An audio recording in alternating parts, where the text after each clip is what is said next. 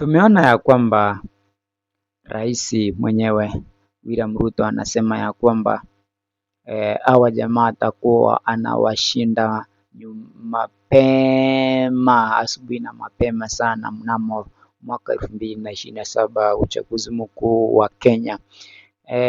Ila sasa naona ya kwamba it is a big blow to President William Ruto because these people wenye anaita jamaa ni kama wamefika mahali wanaona ya kwamba kidole kimoja hakiwezi kuvunja chawa. Wameamua kuungana wao wote, kwa sababu tuliona ya kwamba kwenye mazishi ya mama yake Richard Onyonga tuliona ya kwamba kina Babu Owino, Edwin Sifuna wakisema ya kwamba wako tayari kuungana na United Opposition, yaani timu pinzani, kuhakikisha ya kwamba wanafanya kila kitu ambacho wanahitaji kuhakikisha ya kwamba wanamuondoa wa rais kutoka mamlakani.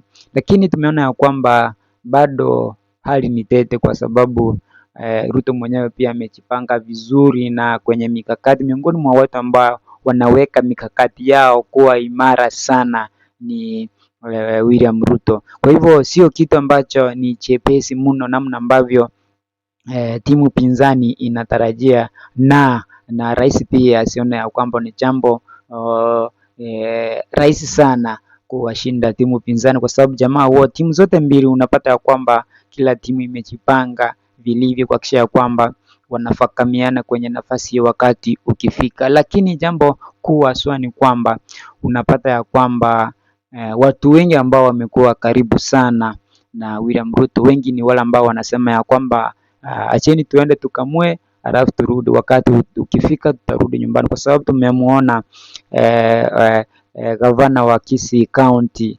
akizungumza kwenye mazishi ya mama yake Richard Onyonga ya kwamba akisema ya kwamba eti wakati ikifika yeye mtu wa nyumbani ambaye ni Fred Matiang'i basi wataelekea huko, na akasema ya kwamba iwapo kama timu pinzani itamuweka Fred Matiang'i kuwa rais, basi wanasema ya kwamba wote watakimbilia kumuunga mkono Fred Matiang'i iwapo ikitokea hivyo. Kwa hivyo bado kuna hali ambayo haijaeleweka hadi kwa sasa.